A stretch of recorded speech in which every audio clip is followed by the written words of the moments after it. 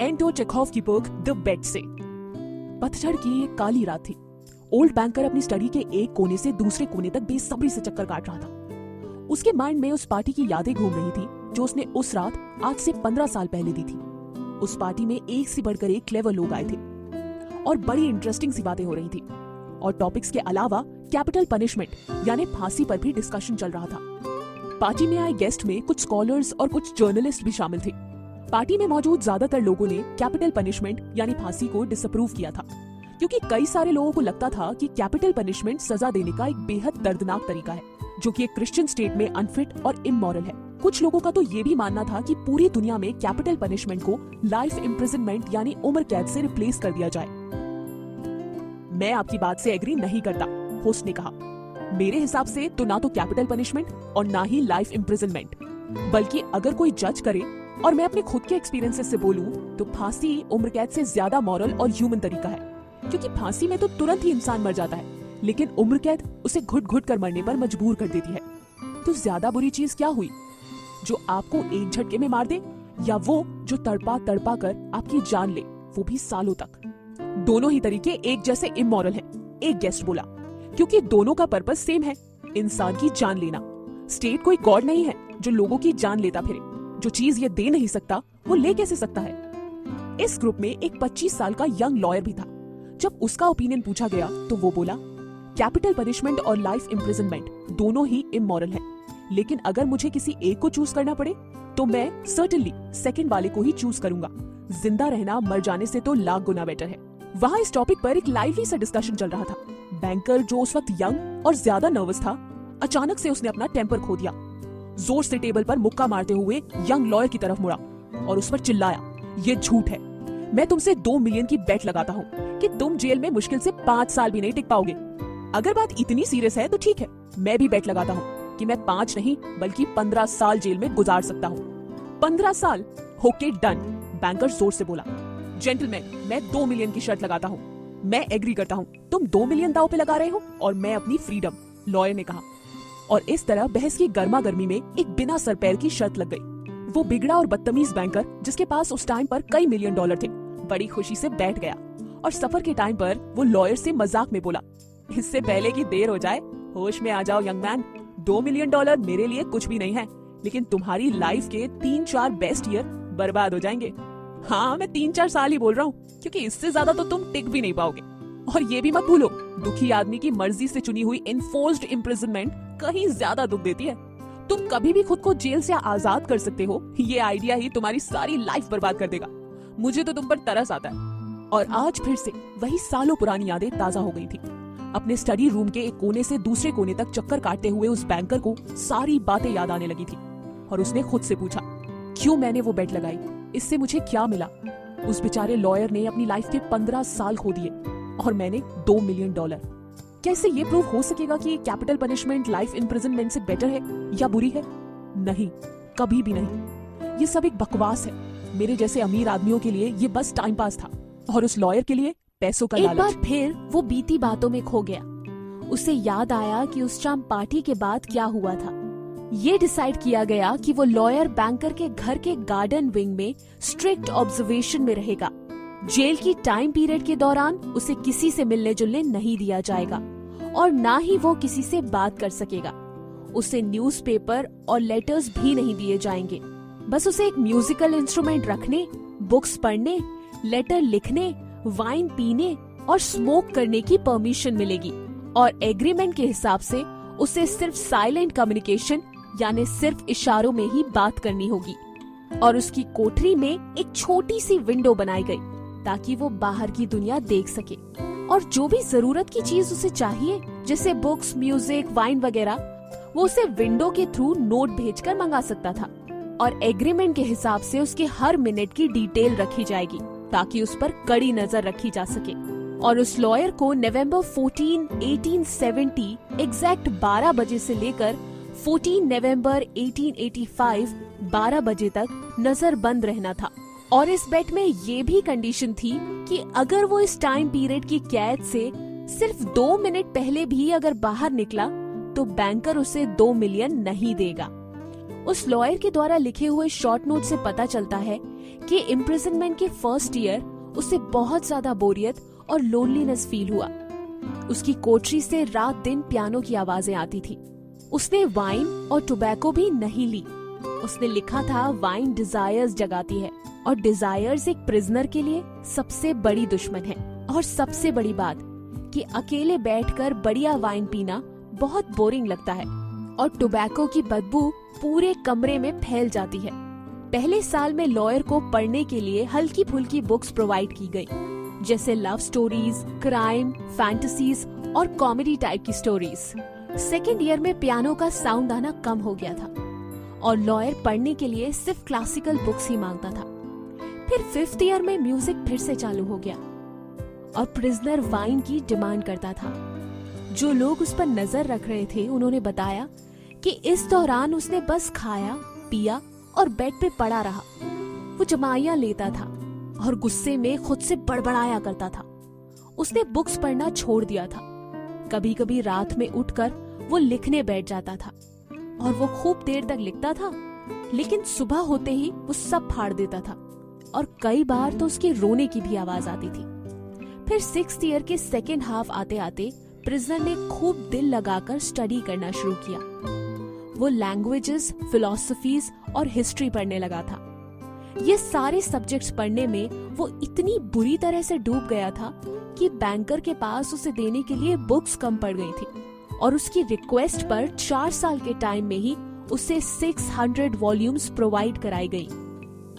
अभी उसका ये पैशन चल ही रहा था कि बैंकर को प्रिजनर से एक लेटर मिला जिसमें लिखा था, माय डियर गोलर, मैं ये लाइन 6 लैंग्वेज में लिख रहा हूँ। तुम इन्हें एक्सपर्ट्स को दिखाना और अगर उन्हें इनमें कोई भी मिस्टेक ना मिले तो प्लीज गार्डन में एक गन फायर का ऑर्डर दे देना, ताकि मुझे ये पता चल जाए कि मेरी मेहनत पानी में नहीं गई है।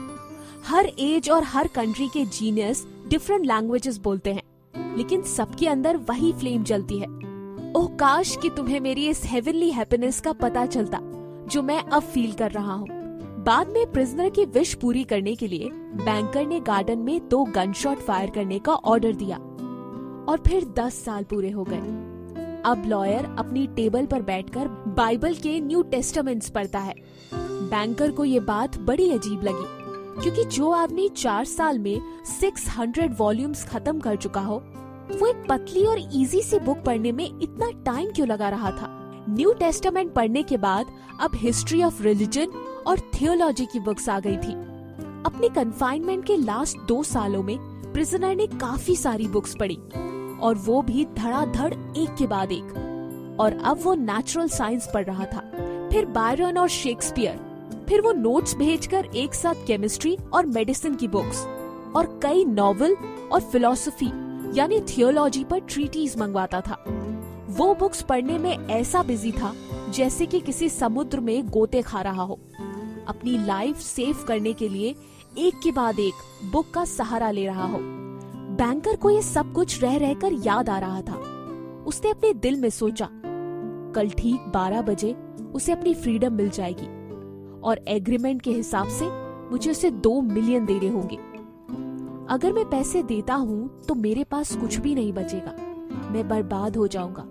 15 साल पहले बात दूसरी थी, तब उसके पास बहुत पैसा था, लेकिन आज वो खुद से पूछने से डरता है कि उसके पास पैसा ज्यादा है या कर्जा।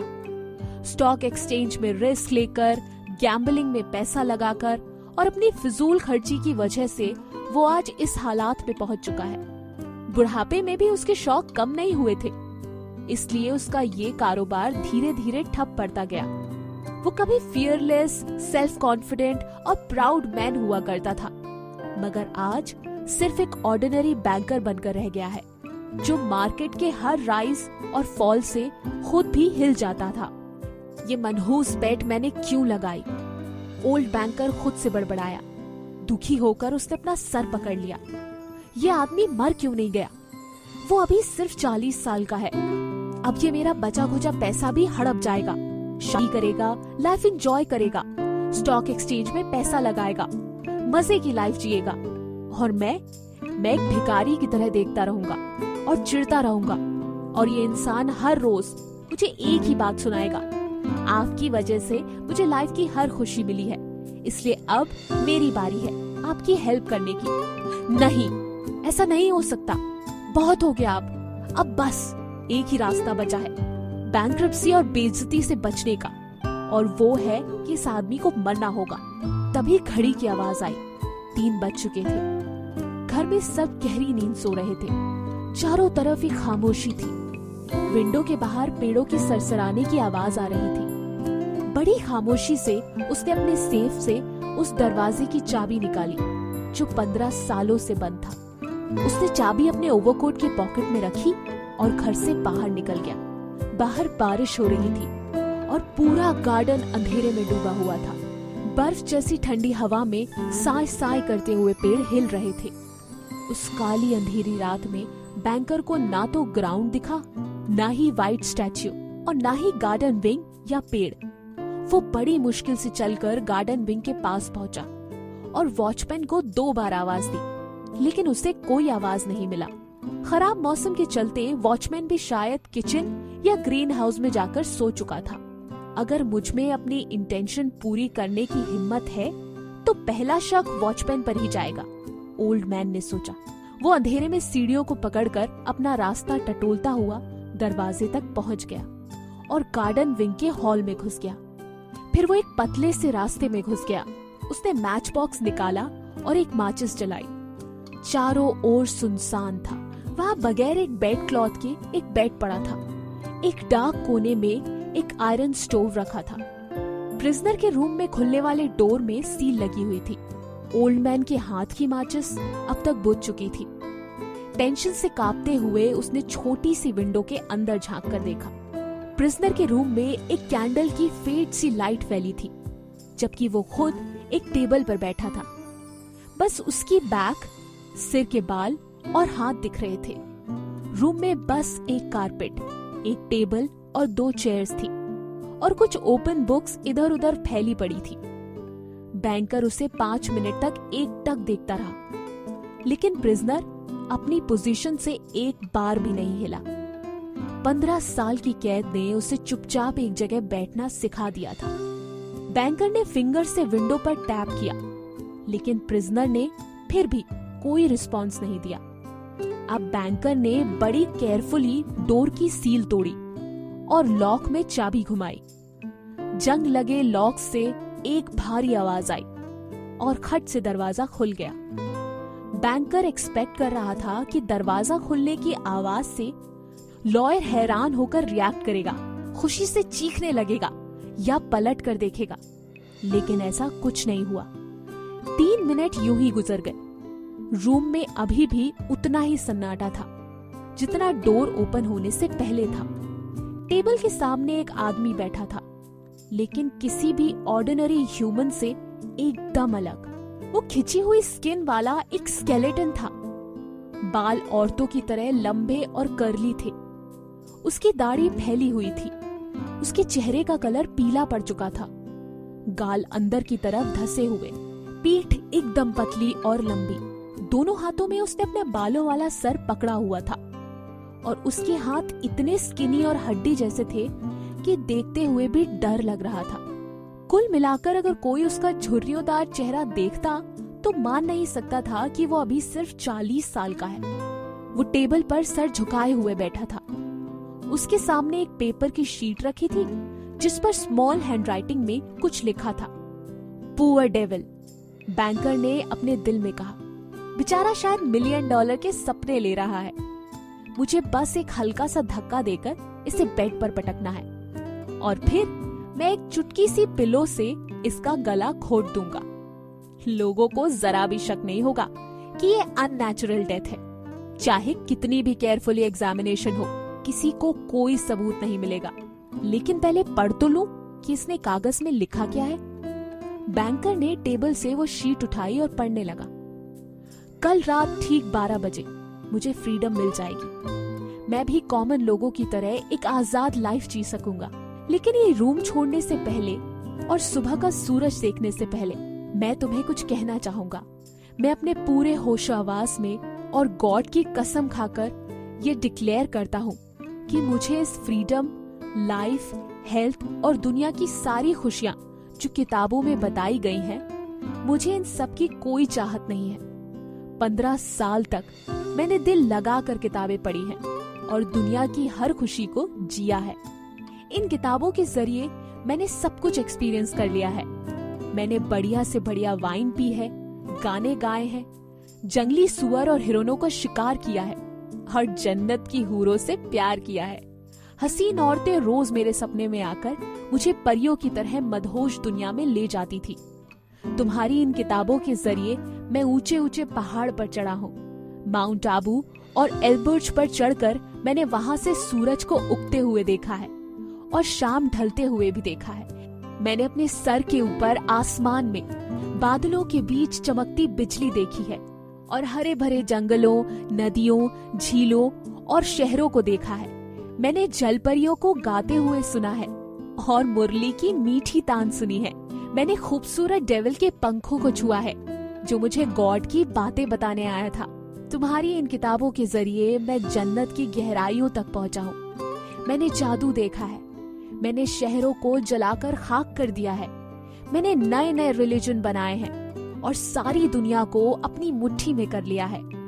तुम्हारी बुक्स ने मुझे एक विजडम दी है। सदियों से जो कुछ इंसान ने जाना समझा वो सब मेरी छोटी सी खोपड़ी में कैद है और अब मैं ये भी जानता हूँ कि मैं अब तुम सबसे ज्यादा अक्लमंद हूँ। और अब मैं तुम्हारी इन किताबों, दुनिया के हर सुख को और हर तमन्ना को ठुकराता हूँ। हर चीज बेमतलब है, आंखों का धोखा है। ये दुनिया बस एक मिराज है और इसके सिवा कुछ नहीं।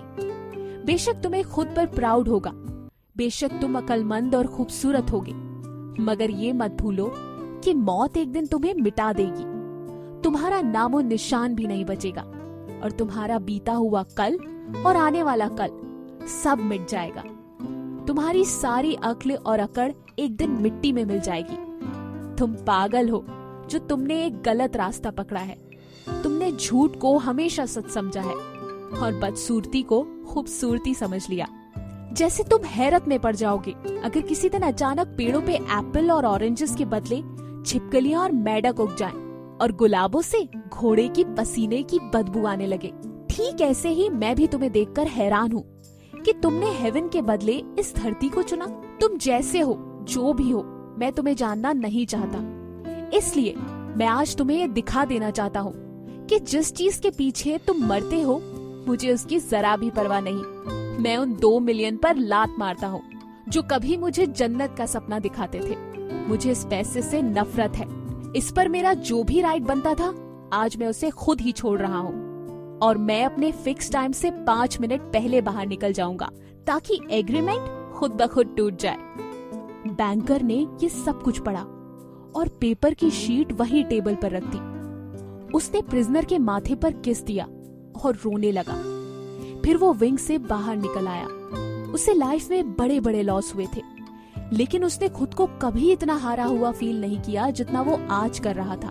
घर आकर वो अपने बेड पर लेट गया, मगर बेशुमार दर्द और आंसुओं ने उसे सोने नहीं दिया। नेक्स्ट मॉर्निंग बेचारा वॉचमैन भागता हुआ उसके पास आया और बताया कि उसने प्रिजनर को विंडो के रास्ते गार्डन में जाते हुए देखा। वो गेट तक पहुंचा और वहां से जाने कहां गायब हो गया। अपने सर्वेंट्स के साथ बैंकर तुरंत विंग में पहुंचा तो देखा कि प्रिजनर के एस्केप की खबर बिल्कुल सच थी। बेकार की अफवाहों से बचने के लिए उसने चुपचाप वो पेपर टेबल से उठा लिया और वापस आकर अपने सेफ के लॉकर में बंद कर दिया। दोस्तों, इसी के साथ ये समरी यहाँ खत्म होती है और हमें ये सीखने को मिलता है कि पैसा सब कुछ नहीं है। हमारी जिंदगी के लिमिटेड साल हैं और उसे हमें अपने दोस्तों और फैमिली के साथ गुजारना चाहिए और बुक से नए नए एक्सपीरियंसेस लेने चाहिए, क्योंकि मटेरियलिस्टिक थिंग्स हमारे साथ साथ एक दिन खत्म हो जानी है, तो इससे जुड़कर क्या फायदा। उम्मीद है कि आपको हमारी मेहनत और ये समरी अच्छी लगी होगी और अगर आप चाहे तो आप अपना ढेर सारा प्यार हमें दिखा सकते हैं गूगल प्ले में रिव्यू देकर और इस एप्लीकेशन को दोस्तों के साथ शेयर करके। आपसे जल्द ही मिलेंगे। जय हिंद।